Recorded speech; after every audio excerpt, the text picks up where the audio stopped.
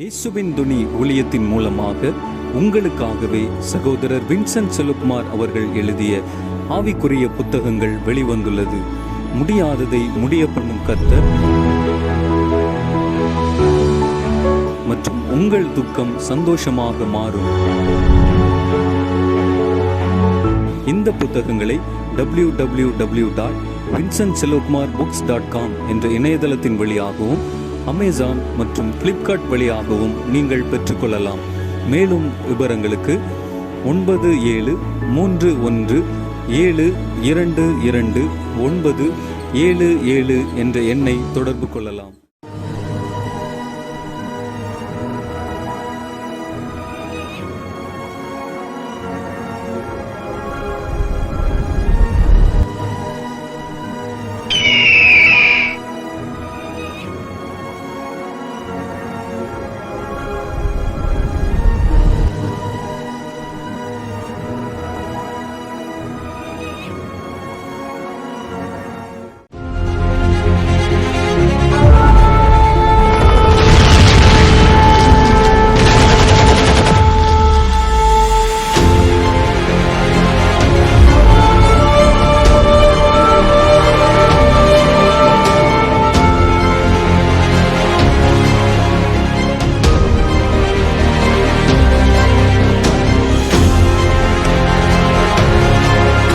கர்த்தருடைய நியாயத்திற்கு இருக்குல்ல, அது என்னென்ன வரிசையிலே நடக்கிறது, அதுக்கு பிறகு வருகிற ஒவ்வொரு எக்காலத்திலும் வருகிற பயங்கரங்கள் எல்லாம் தேவனால் வரவிடப்படுகிற பயங்கரங்கள், பூமியில நடக்கிற பயங்கரங்கள் தான் பட்டியல் போட்டு காட்டப்படுகிறது.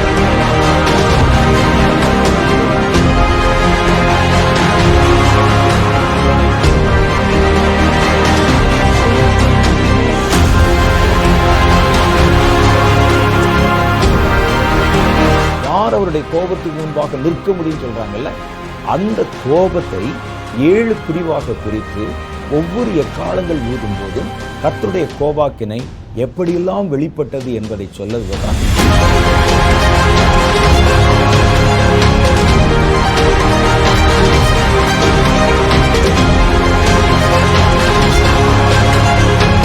காலங்களுடைய ரகசியம் மிக பெரியது. அதை இனி வருகிற ஒவ்வொரு நிகழ்ச்சிகளிலும் கொஞ்சம் கொஞ்சமா நம்ம ஆழமா பார்க்கணும்.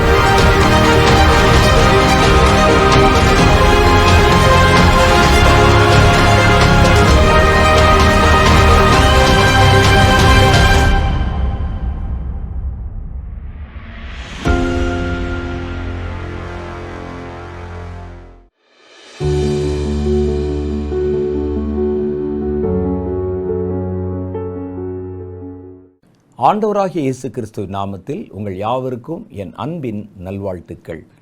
சென்ற முறை நாம் சந்தித்து கொண்ட போது 7 எக்காலங்களுக்கு குறித்த வரிசைகளை பார்த்தோம்.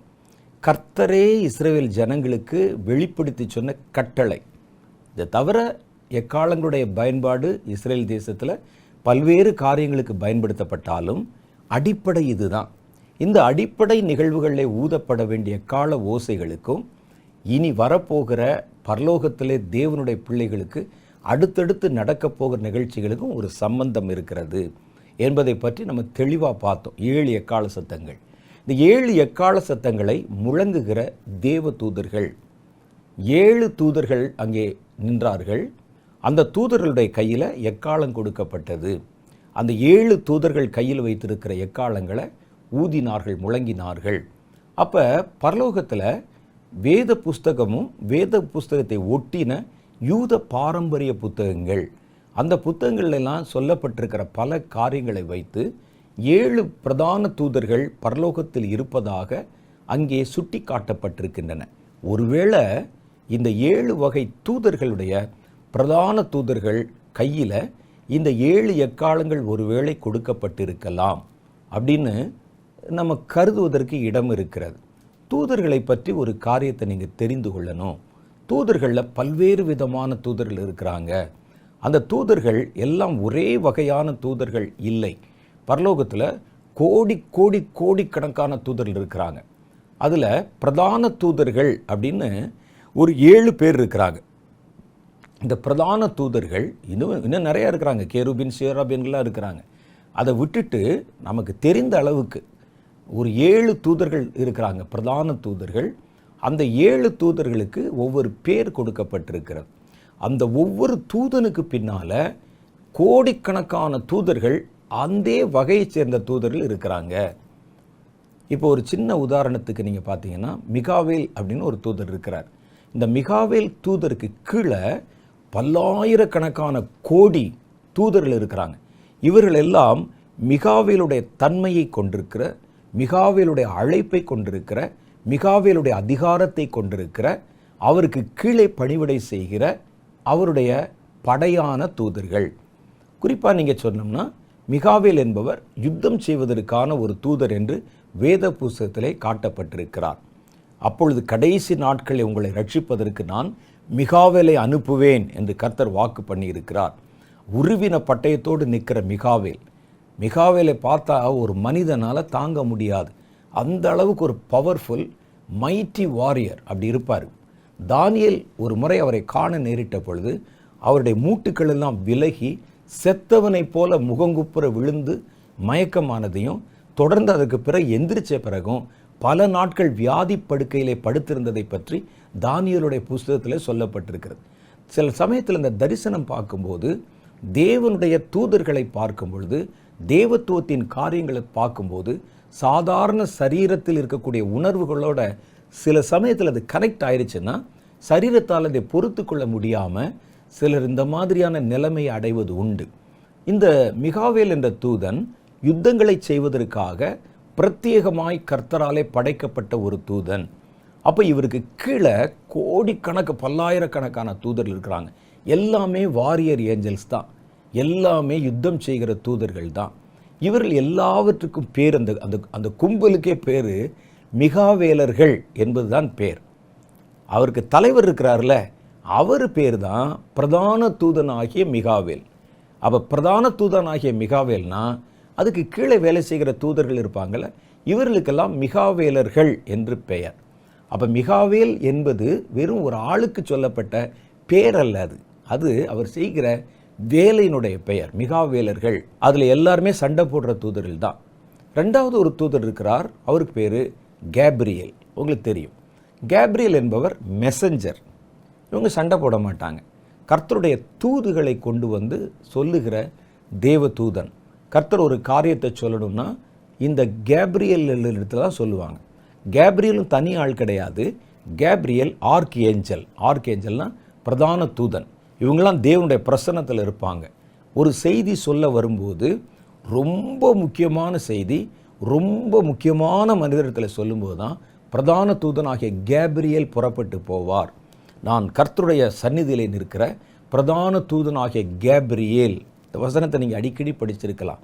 சகரியாவுக்கு முன்னால் பேசும்போது, மரியாளுக்கு முன்னால் வந்து பேசும்போது, தானியேலிடத்தில் வந்து பேசும்போது பிரதான தூதனான கேப்ரியேல் கடந்து வருகிறதை பார்க்கிறோம். ஆனால் எல்லார்ட்டையும் அவங்க வரமாட்டாங்க. மற்றவரிடத்திலே ஒரு செய்தியை சொல்ல வேண்டுமானால் கேப்ரியேலர்கள் இருப்பாங்க. கேப்ரியேலுக்கு கீழே ஒரு பெரிய கூட்டம் இருக்குல்ல, அவங்க தான் வந்து சொல்லுவாங்க. அதை பார்த்துட்டு ஒருவேளை பார்க்க நேரிட்டால் அதை பார்த்துட்டு நம்ம என்ன செய்வோம்னா, பிரதான தூதன் கேப்ரியேல் வந்து என்னிடத்தில் பேசினார் என்று சொல்லி நாமாய் சொல்லிக்கொள்வது உண்டு. அவங்க செய்தியினுடைய முக்கியத்துவம், அதை பெறப்போகிறவருடைய முக்கியத்துவம், இதெல்லாம் வச்சு தான் பிரதான தூதர்கள் அனுப்பப்படுவார்கள். அதே போல் யுத்தம் செய்வதற்கு ஒரு மிகாவேலர்கள் அனுப்பப்பட்டால் அவர்கள் மிகாவேலர்கள் தான் பொதுவாக கடந்து வருவாங்க. நமக்கு எதிராக ஒரு சாத்தானுடைய ஒரு படை வருகிறது, சாத்தானிடத்துலேருந்து ஏதோ பிரச்சனை வருது, நமக்கு ஒரு ப்ரொடெக்ஷன் கொடுக்கணும், பாதுகாப்பு கொடுக்கணும்னு சொன்னால் ஒரு மிகாவேலன் தான் வருவான். மிகாவேலர்களில் இருக்கிற ஒரு தூதன் வருவான். பிரதான தூதனாகிய மிகாவேல்லாம் ஒரு தனி நபருக்காகலாம் இறங்கி வர மாட்டாங்க. அவர்கள் பிரதான தூதர்கள். சிலர் இதை பார்த்துட்டு உருவின பட்டயத்தோடு ஒரு ஆள் எங்கள் வீட்டு வாசலில் நிற்கிறத பார்த்தேன், அவர் தான் பிரதான தூதனாகிய மிகாவேலை நேற்று பார்த்தேன்னு சொல்லி தங்களுடைய ஞான குறைவினாலே சொல்லுவாங்க. பிரதான தூதர் அப்படி வந்து வீட்டில் வாட்ச்மேன் மாதிரிலாம் நிற்க மாட்டார். அங்கே நிற்கிறது மிகாவேல் ரகத்தை சேர்ந்த ஒரு தூதன். இந்த மாதிரி 7 வகையான தூதர்கள் இருக்கிறாங்க. தூதர்கள் அவரவர்களுக்கு இடுபட்ட கட்டளைகளை தான் அவர்கள் செய்வாங்க. ஒரு கேப்ரியேல் தூதன் செய்தி தான் சொல்லுவார், ஒரு மிகாவேல் தூதன் யுத்தம் தான் செய்வார். அப்போ ரெண்டையும் போட்டு குழப்ப மாட்டாங்க. தானியேலுடைய புஸ்தகத்திலே ஒரு சம்பவம் நமக்கு சொல்லப்படுகிறது. தானியேல் கர்த்தரிடத்தில் தன் இருதயத்தை ஒருமுகப்படுத்த அவர் போய் அமர்ந்து ஜெபத்திலே காத்திருக்கிறார். ஜெபத்தில் ஆண்டவரிடத்தில் போய் காத்திருந்த உடனே கர்த்தர் அவருடைய ஜெபத்துக்கு பதில் ஜெபிக்க ஆரம்பித்த அன்னைக்கே சொல்லிட்டாங்க. பரலோகத்துக்கு அவருடைய ஜெபம் போச்சு. தானியல் இல்லை சாதாரணமான ஆளா, நம்ம முட்டி முட்டி அழுது ஜெபம் பண்ணுறதுக்கு. தானியல் முழங்கால் போட்ட உடனே ஜெபம் போயிடுச்சு உள்ள. அது போன உடனே பரலோகத்திலிருந்து அவருக்கு பதில் சொல்வதற்கு ஒரு பதில் தயாரிக்கப்பட்டு கேப்ரியல் இடத்துல கொடுத்து, இதை போய் நீ தானியல் இடத்துல சேர்ப்பித்து வா என்று அனுப்புகிறார். கேப்ரியல் அங்கிருந்து கடந்து வருகிறார். நீங்கள் நல்லா பார்த்தீங்கன்னா 3வது வானத்தில் பரலோகம் இருக்கிறது, கீழே பூமி இருக்கிறது, நடுவில் பார்த்தீங்கன்னா மத்திய வானம் இருக்கிறது, வான மண்டலங்கள் இருக்கிறது. கர்த்தருடைய வேதம் எபேசியர் 6வது அதிகாரத்தில் சொல்லுது, வான மண்டலத்தின் பொல்லாத ஆவிகள் இருக்கின்றன. அந்த ஆவிகள் ரொம்ப திக்கா வானமண்டலம் முழுவதும் வியாபித்து நிறைந்திருக்கின்றன. இந்த ஆவிகளை தாண்டி தான் மேலே பரலோகத்துக்கு போகணும், பரலோகத்துலேருந்து கீழே வரணும். இது அப்படியே நாய் மாதிரி சுற்றிக்கிட்டே இருக்கும், உள்ளே எல்லாம் இருக்கும். இப்போ நீங்கள் தகுதி இல்லாத ஒரு ஜெபம் பண்ணிங்கன்னா அது நடுவில் போகும்போதே அதை எடுத்து கலைச்சி போட்டுரும். உங்கள் ஜெபம் இதெல்லாம் தாண்டிட்டு போகிற மாதிரி இருக்கணும். அதெல்லாம் பல சமயங்களில் நம்முடைய ஜெபம் கேட்கப்படாமல் போய்விடுகிறது. பல சமயங்கள் என்ன செய்கிறாங்கன்னா, உங்கள் ஜெபம் தானாய் பரலோகத்துக்கு ஏற முடியாதனால பரிசுத்த ஆவியானவர் வந்து ஏற்றபடியான ஜெபத்தை செய்ய வச்சு இங்கிருந்து தூதர்களே நம்முடைய ஜெபத்தை எடுத்துகிட்டு போகணும். அப்படி போனால் தான் இந்த இடத்த நான் சொல்கிற புரியுதா உங்களுக்கு? ஒரு டோல்கேட்டு மாதிரி இருக்குதுன்னு வச்சுக்கோங்க, இதை தாண்டி போகணும். அப்போ நீங்கள் சும்மா தனியாக ஜெபம் பண்ணிங்கன்னா அந்த ஜெபத்துக்கு இவ்வளோ பவர் கிடையாது, போய் சேராது. அப்போ இது ரெண்டு நடுவில் கொண்டு போகணுன்னா இதை தாண்டி கொண்டு போகிற ஒரு வல்லமை நமக்கு தேவை. ஒரு தூதனோ ஒரு பரிசுத்த ஆவியோ நமக்கு தேவை. அவங்க என்ன செய்கிறாங்கன்னா, நீங்கள் பண்ணுற ஜெபத்தை அவர்கள் இதன் வழியாக மேலே கொண்டு போய் பரலோகத்தில் தேவனுக்கு முன்பாக வைக்கப்பட்டிருக்கிற தூப கலசத்தில் போடுறாங்க. அதைத்தான் நம்ம 3வது வசனத்தில் படித்தோம். 8வது அதிகாரத்தில் பரிசுத்தவான்களுடைய ஜெபம் பரலோகத்தில் போய் தூப கலசத்தில் இருக்குது. அதை எல்லாவற்றையும் எடுத்து பலியாக செலுத்தின பிறகு பலிபீடத்தினுடைய நெருப்பு அந்த கலசத்தில் போட்டு அதைத்தான் பூமியில் தூக்கி போடுறத பார்க்குறோம். அப்போ நான் இங்கே ஜெபம் பண்ணுறேன், இந்த ஜெபம் டைரெக்டாக பரலோகத்துக்குள்ளே போகாது. தானியலுடைய ஜெபம் மாதிரி போகணும்னு சொன்னால் அதுக்கு நடுவில் இவ்வளவு பிரச்சனை இருக்கிறது. இதை தாண்டி போகணும். அந்த அளவுக்கு என் ஜெபத்தில் கெப்பாசிட்டி பவர் இருக்கணும். அது இல்லை அப்படின்னு தெரிஞ்சால் அது சாதாரண ஒரு மனிதனுடைய ஜெபம். இந்த சத்தம் போகும்போதே நடுவில் இருக்கிற அந்த பொல்லாத ஆவிகள் இந்த ஜெபத்தை சீனப்படுத்தி விடும், பலவீனப்படுத்தி விடும், அல்லது அழித்து போட்டு விடும். இதெல்லாம் ஒரு ஜெபமா அப்படின்னு சொல்லி. அப்போ நம்ம என்ன செய்யணும் அப்படின்னு சொன்னால், இந்த ஜெபத்தை கொண்டு போகிறதுக்கு ஒரு ஆள் வேணும். அந்த ஜெபத்தை கொண்டு போவதற்கு தான் பரிசுத்த ஆவியானவர் இருக்கிறார். தம்முடைய பரிசுத்த தூதர்களை நம் பக்கத்தில் வச்சிருக்கிறாங்க. அப்போ வேதத்தில் சொல்லப்படுகிற ஒரு மனிதன் ரட்சிக்கப்படும் போது அவனோடு கூட நிற்க 2 தூதர்களை கொடுத்துருக்கிறாங்க. நீ பூமியில் இருக்கிறாய், உன் வாயின் வார்த்தைகள் சுருக்கமாய் இருப்பதாக. உங்களுடைய தூதர்கள் பிதாவை தினமும் தரிசிக்கிறார்கள் என்று வேதத்தில் எழுதப்பட்டிருக்கிறது.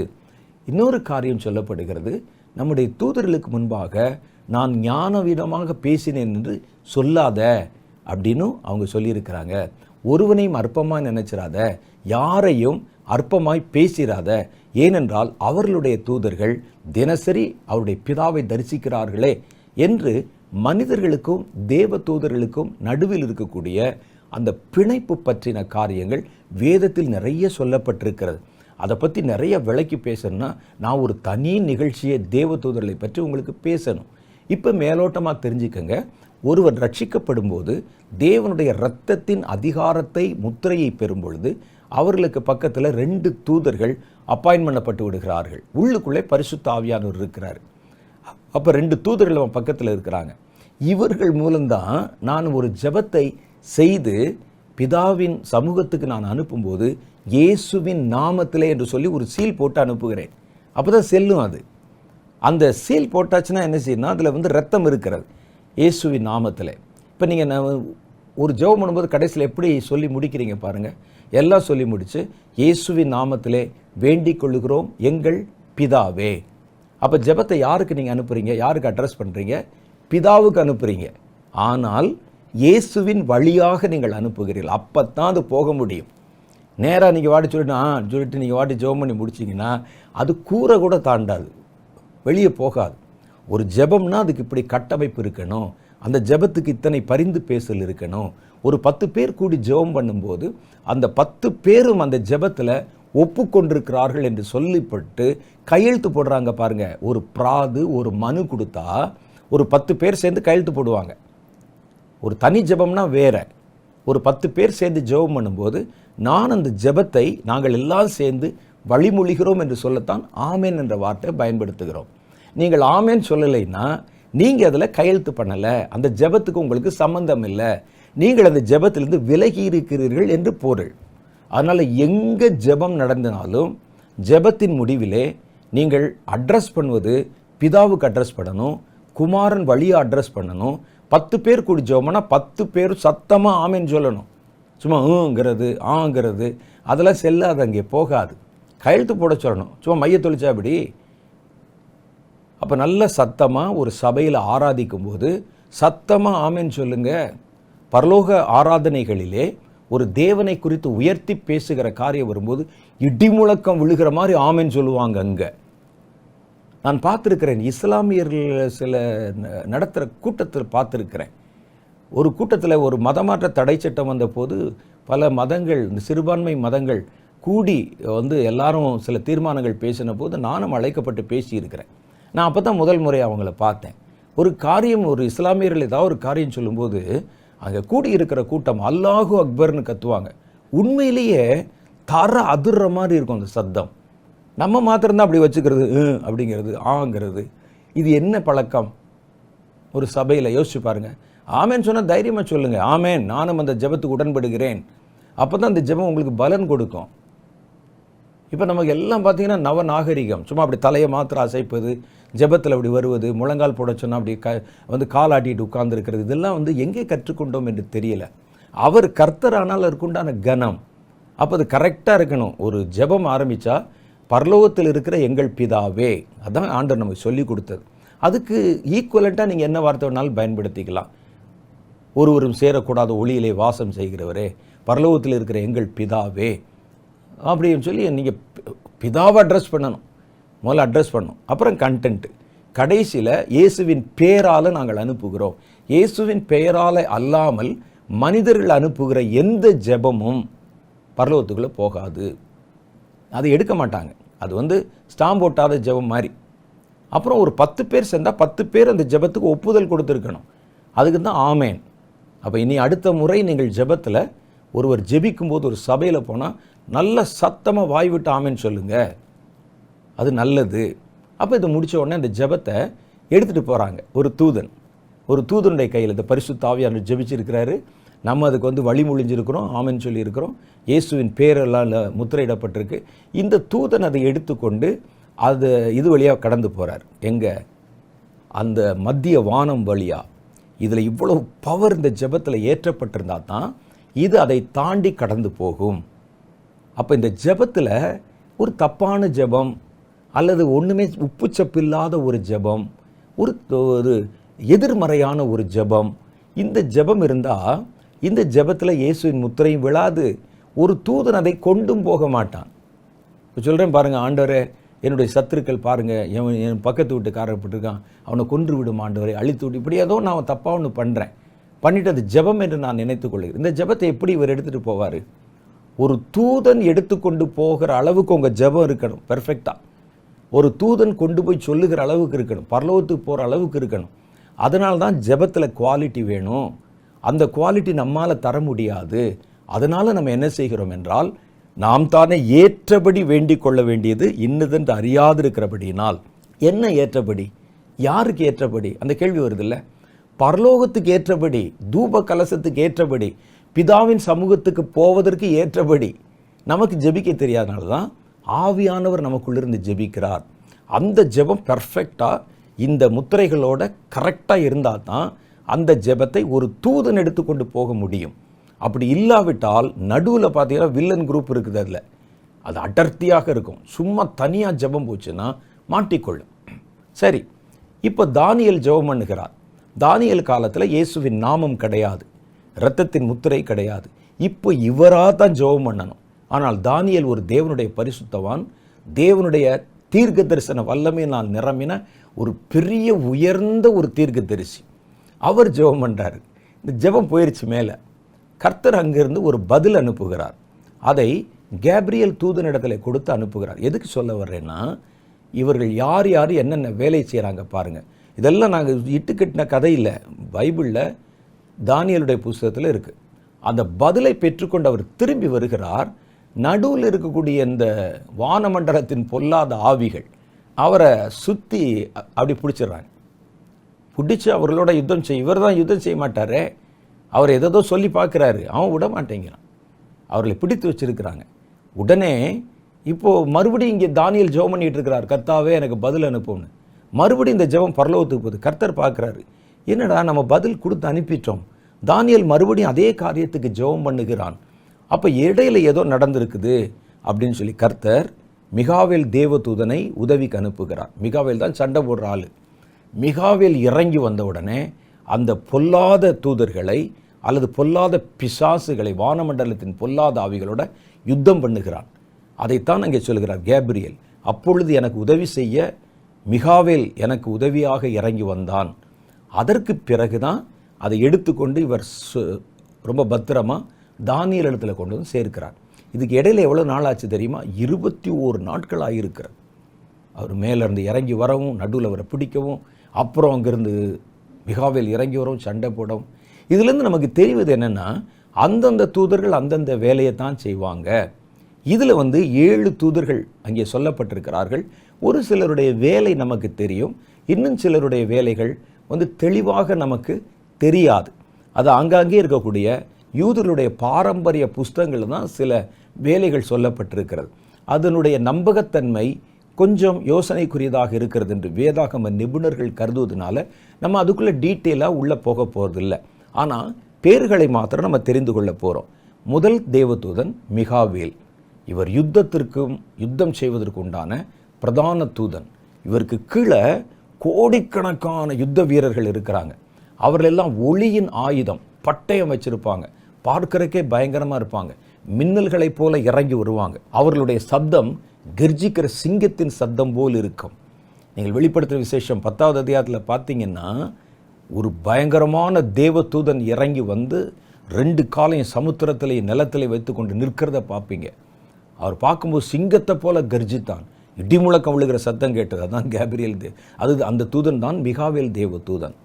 அப்போ இந்த மாதிரியான தூதர்கள், பிரதான தூதருடைய பவரே வேற. கேப்ரியலும் சாதாரணமான இல்லை, பிரதான தூதர்கள். அப்போ முதல் தூதன் மிகாவேல். 2வது தூதன் நமக்கு தெரியும், கேப்ரியல். இவங்கெல்லாம் கர்த்தருடைய சிங்காசனத்துக்கு முன்பாக பிரதான தூதர்கள் வரிசையாக நிற்பாங்க. இவர்கள் தேவனை தரிசித்து கொண்டிருப்பாங்க. 3வது தேவதூதன் பேர் ரெகுவேல் என்பது. 4வது தேவதூதன் பேர் ரஃபேல் தேவதூதனை கத்தோலிக்க வேதாகம புஸ்தகங்களில் குணமாக்குகிற, சுகமாக்குகிற மருந்துகள், மருத்துவத்துக்கு சம்பந்தமுள்ள ஒரு தூதனாகவும், பழுதுபட்டு போனவைகளை செப்பனிடுகிற, பணியை செய்கிற தூதனாகவும் இங்கொன்றும் அங்கொன்றுமாக பல காரியங்களை காமிச்சிருக்கிறாங்க. அப்புறம் அடுத்த தேவதூதன் பேர் செராகுவேல் என்பது. 6வது தேவதூதன் பேர் ஊரியேல். 7வது தேவதூதன் பேர் ரெமியேல் என்பது. அப்போ மிகாவேல், கேப்ரியேல், ரெகுவேல், அடுத்து ரஃபேல், செராகுவேல், ஊரியேல், ரெமியேல். இந்த 7 தூதர்கள் இருக்கிறாங்க. இந்த 7 தூதர்கள் தான் பிரதான தூதர்கள் என்று கருதப்படுகிறார்கள். ஒருவேளை அங்கே பிரதான தூதர்கள் நிறுத்தப்பட்டு முக்கியமான காரியங்கள் நடக்க போதில் உலகத்தில் அவர்களுடைய கையில் எக்காலங்கள் கொடுக்கப்பட்டு இப்பொழுது அந்த எக்காலங்கள் ஊதப்படுகிறதை நம்ம பார்க்குறோம். அந்த எக்காலங்கள் ஊதும்போது பரலோகத்தில் ஒரு சம்பவம் நடக்குது. அதோடைய வரிசை நம்ம பார்த்துட்டோம். இப்போது நம்ம பார்க்க போகிறது, இந்த எக்காலங்கள் ஊதுகிற அதே நேரத்தில் ஒவ்வொரு எக்காலங்கள் ஊதப்படும் போதும் பூமியில் என்ன சம்பவம் நடக்கிறது அப்படின்னு தான் வேதத்தில் நிறைய காரியங்கள் சொல்லப்பட்டிருக்கிறது. முதல் எக்காலம், இந்த எக்காலத்தை ஒலிக்கிற தேவ தூதர்கள் முதல் எக்காலத்தை ஊதுறாங்க. முதல் எக்காலம் ஊதப்படும் சம்பவம் 2 பிரிவாக, அதாவது எக்காலங்கள் ஊதப்படுற சம்பவமே 7 தூதருடைய எக்காலம் 2 பிரிவாக நமக்கு சொல்லப்பட்டிருக்கிறது. முதல் எக்காலம் அல்ல, மொத்த எக்காலங்கள் 7 ஊதுறாங்கல்ல, அது 2 பிரிவாக சொல்லப்பட்டிருக்கு. எப்படி 2 பிரிவுனா, 1, 2, 3, 4 இந்த 4 எக்காலங்கள் சேர்ந்தது ஒரு தொகுதி. 5, 6, 7 இந்த 2க்கு நடுவில் ஒரு இன்ட்ரோல் வருது. அந்த இன்ட்ரோலில் அந்த மிச்சம் 3 இருக்குது பாருங்கள், அந்த மிச்சம் 3 முதல்ல ஊதப்பட்ட 4ஐ விட பயங்கரமாக இருக்கிறதுனால அந்த இன்ட்ரோலில் ஒரு தேவதூதன் வந்து இனி ஊத போகிற 3 எக்கால சத்தங்கள் பயங்கரமானவைகள் என்று சொல்லி ஒரு இன்ட்ரோ சொல்லிட்டு அதை குறித்த ஒரு பயங்கரத்தை, ஒரு எச்சரிக்கையை சொல்லிட்டு அப்புறம் அந்த எக்கால சத்தங்கள் வருகிறத பார்க்குறோம். அந்த தூதன் நடுவில் வந்தான்ல, அந்த சம்பவத்தோடு சேர்த்து நம்ம வச்சு பார்த்தா முதல் 4 ஒரு டைப்பு, அடுத்து வர்ற 3 ஒரு டைப்பு. அது நடுவில் அவர்கள் கடந்து வருகிறார்கள். வெளிப்படுத்துகிற விசேஷம் 8வது அதிகாரம் 13 அந்த வசனத்தில் நீங்கள் படித்து பார்த்தீங்கன்னா, பின்பு ஒரு தூதன், இப்போ வந்து 4 எக்காலம் வந்து முடிஞ்சிருக்கும். 13வது வசனத்தில் 8வது அதிகாரத்தில் பின்பு ஒரு தூதன் வானத்தின் மத்தியிலே பறந்து வர கண்டேன். 4 முடிச்ச உடனே அவன் மகா சப்தமிட்டு இனி எக்காலம் ஊத போகிற மற்ற 3 தூதருடைய எக்கால சத்தங்களால் பூமியில் குடியிருக்கிறவர்களுக்கு ஐயோ ஐயோ ஐயோ பிராக்கெட்டில் ஆபத்து வரும் என்று சொல்ல கேட்டேன். 4 எக்காலம் ஊதி முடித்த உடனே பார்த்தீங்கன்னா அடுத்து ஒரு தேவதூதன் வானத்தில் என்ட்ரி ஆகிறார். அவர் பெரிய சத்தமாக சொல்கிறார், அப்பா இது வரைக்கும் வந்ததெல்லாம் வந்து பெரிய காரியம் இல்லை, ஆனால் இனிமேல் வருகிற காரியம் இருக்கு பாரு, அது பயங்கரமான காரியங்கள். அந்த 3 தேவதூதர்கள் எக்காலம் ஊதும்போது உலகத்தில் இதுவரைக்கும் நடந்தறியாத பயங்கரங்கள் நடக்கும். நான் ஏற்கனவே சொன்ன மாதிரி எக்கால சத்தங்கள் முழுவதும் 6வது முத்திரையில் ஆரம்பித்த தேவனுடைய கோபாக்கினி இருக்குல்ல, அதனுடைய 7 பிரிவுகள் தான் இங்கே சொல்லப்படுகின்றன.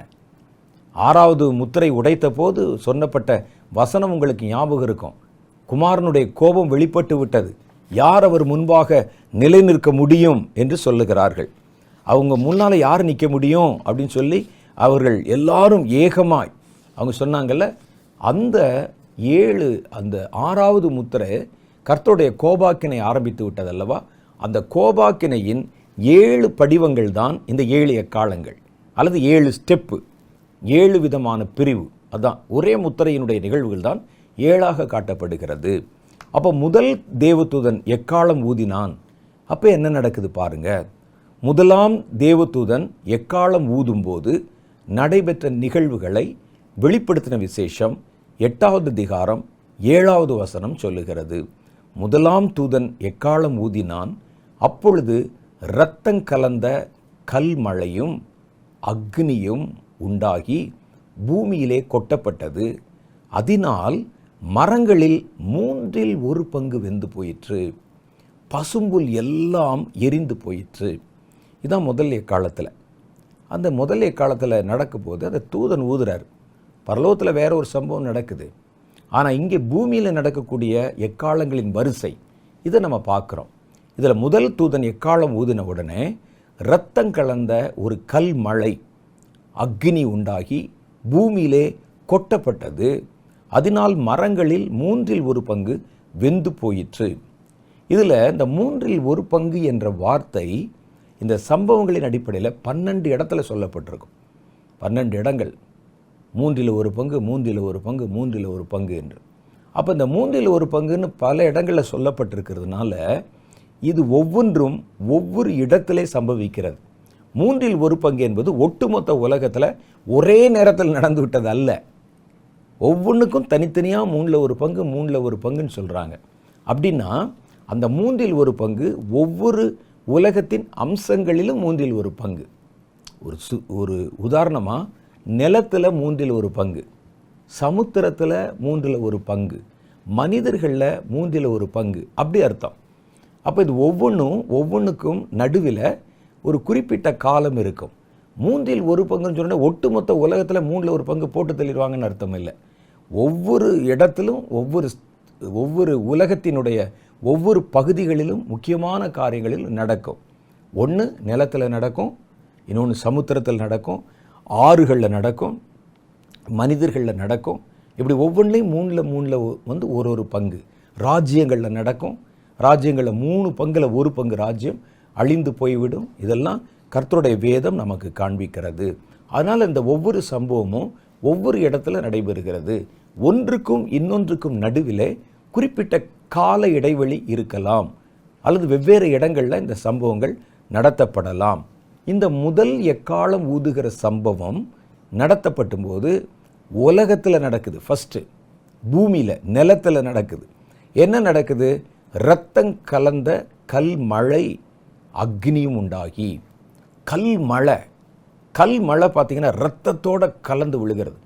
கல் மழை என்பது தேவனுடைய நியாய தீர்ப்பை குறிக்கிறது. எசேக்கியேலுடைய புஸ்தகம் 38வது அதிகாரம் 22வது வசனத்தில் வாசிங்கன்னா, கொள்ளை நோயினாலும் இரத்தம் சிந்துதலினாலும் நான் அவனோட வழக்காடி அவன் மேலும் அவன் இராணுவங்களின் மேலும் அவனோடு இருக்கும் திரளான ஜனங்கள் மேலும் வெள்ளமாய் அடிக்கும் மழையையும் பெருங்கல் மழையையும் அக்னியையும் கந்தகத்தையும் வருஷிக்க பண்ணுவேன். இது கடைசியில் நடக்கிற யுத்தம் இருக்கு பாருங்க, அந்த கோகு மாகோகு, அவனுக்கு எதிராக கர்த்தர் யுத்தம் செய்யும்போது கல் மழை அனுப்புகிறாராம். இந்த கல்மழையை பற்றி நிறைய வசனங்கள் சொல்லப்பட்டிருக்கிறது. கர்த்தருடைய அந்த கல் மழை பண்டசாலை, கல்லுன்னா சும்மா சாதாரண ரோட்டில் போடுற கல் இல்லை. ஒவ்வொரு கல்லும் ஒரு பெரிய சுற்றளவு உள்ளவைகள். இந்த கல்லெல்லாம் எங்கே இருக்குதுன்னு கேட்டிங்கன்னா, வானத்தில் அவைகள் மிதந்து கொண்டிருக்கின்றன. இதெல்லாம் கர்த்தருடைய நியாய தீர்ப்புக்காக காத்திருக்கின்றன. வானியல் ஆராய்ச்சியாளர்கள் பூமியை சுற்றி இருக்கிற வானத்தின் பகுதிகளை ஆராய்ந்து பார்த்த பொழுது வானத்தினுடைய அந்த தூசின்னு சொல்கிறாங்க. அதை இங்கேருந்து பார்த்தா அப்படி தூசி மாதிரி தெரியும். அது அப்படியே அந்த கூட்டம் கூட்டமாக அவைகள் அப்படியே கடந்து போகிறதை பார்த்தாங்க. அதை இன்னும் நுணுக்கமாக ஆராய்ந்து பார்த்த பொழுது அதில் கூட்டம் கூட்டமாக கல்லுகள் இருக்கின்றன. கல்லுகள் என்பது ஒரு சின்ன குன்று அளவுக்கு, மலை அளவுக்கு பெருசு. அது அப்படியே பூமியில் வந்து விழுந்தா பூமியில் பல அடி ஆழத்திற்குண்டான பள்ளங்களை உண்டாக்கிவிடும். பூமியில் அதிர்ச்சியை உண்டாக்கிரும், பெரிய பள்ளங்களை உண்டாக்கும்.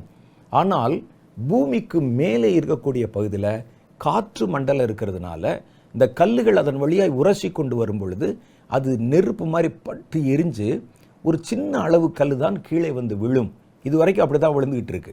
ஆனால் கர்த்தர் இப்போ என்ன மாற்றப் போகிறாருன்னு சொன்னால், இந்த பூமிக்குள்ளே இந்த கல்லுகள் கடந்து வரும்போது சேதமில்லாமல் அப்படியே கடந்து வந்துச்சுன்னா பூமி தாங்காது. நம்ம நினைக்கிற மாதிரி கல் என்பது ஒரு கையில் பிடிக்கிற அளவுக்கு அல்ல, ஒரு சின்ன மலை மாதிரி இருக்கும், பெரிய பெரிய பாறை மாதிரி இருக்கும். இவைகள் வானத்திலே மிதந்து கொண்டிருக்கின்றன. சிவப்பு நிற திட்டுக்களை கண்டுபிடிச்சாங்க. ஒரு திட்டில் பல்லாயிரக்கணக்கான கோடிக்கணக்கான கல் அப்படியே சுற்றிட்டு வருதான். அவைகள் பூமியினுடைய ஆகர்ஷண மண்டலத்துக்குள்ளே நுழைந்தால் பூமியினால் ஈர்க்கப்பட்டு புவியீர்ப்பு விச அது வானத்திலிருந்து மழை மாதிரி மேலே வருமா.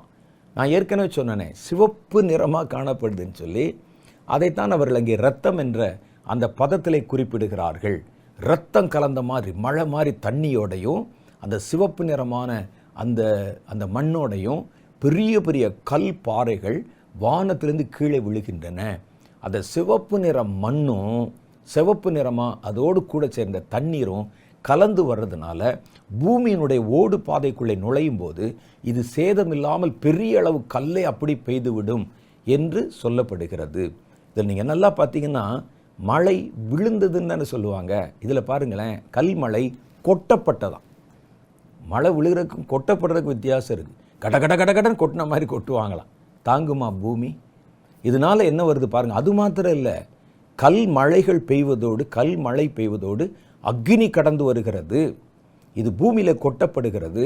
அதனாலே மரங்களில் 1/3 முதல் சேதம் பாருங்கள். நிலத்து மேலே மரம் இருக்குல்ல, மரங்கள் உலகத்தில் இருக்க ஒட்டுமொத்த மரங்களினுடைய எண்ணிக்கையில் அமேசான் காடு மாதிரி பெரிய காடுகள்லாம் இருக்குது. அத்தனை கோடி மரங்களில் 1/3 அழிந்து போய்விடுகிறது. பசும் புல் தரையில் இருக்கு பாருங்க, மெடோஸ், அந்த புல் தரைகள் எல்லாம் எரிந்து போயிட்டான், தரையே எரியுதான். அந்த அளவுக்கு அதிலே அக்னி வந்தது. 1/3 வெந்து போய்விட்டது.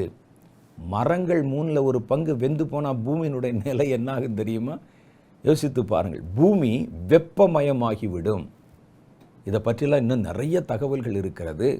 நம்ம சாதாரணமாக எக்கால சத்தம் ஒலித்த உடனே ஒரு ஆபத்து என்று போகிறோம். இது சாதாரணமாக கடந்து போகிற ஆபத்தல்ல, கர்த்தருடைய கைகளில் விழுவது பயங்கரமாக இருக்குமே என்று எழுதப்பட்டிருக்கிறது.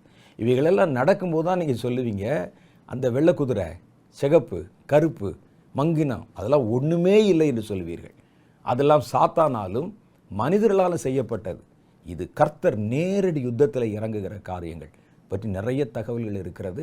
நாம் அடுத்த நிகழ்ச்சியில் சந்திக்கும் போது இன்னும் விளக்கமாக விலாவாரியாக பல செய்திகளை நம்ம பார்க்கலாம்.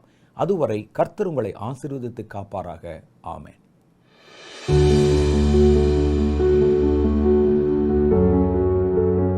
அப்போ முதலாம் தூதன் தன்னுடைய எக்காலத்தை எடுத்து ஊதினான். அப்படி ஊதும் பொழுது பூமியில் என்ன நடக்குதுன்னு பார்த்தீங்கன்னா பயங்கரமான சம்பவம் நடக்குது. இன்னும் குறிப்பாக நம்ம சொல்லணும் அப்படின்னு சொன்னால், இந்த மேன்மேட் அந்தி கிறிஸ்துவின் மூலம் அல்லது சாத்தானுடைய அதிகாரங்களின் மூலம் உலகத்தின் மேல் கட்டவிழ்த்து விடப்படுகிற முத்திரை காலத்து பயங்கரங்கள் கர்த்தருடைய பிள்ளைகளை தான் குறி வச்சு வரும். கர்த்தருடைய நியாய தீர்ப்பு தண்டனை வருது பாருங்களேன். இந்த நியாய தீர்ப்பு தண்டனை வரும்போது அது கண்டிப்பா கர்த்தருடைய உண்மையான தேவனுடைய பிள்ளைகளை தொடவே தொடாது.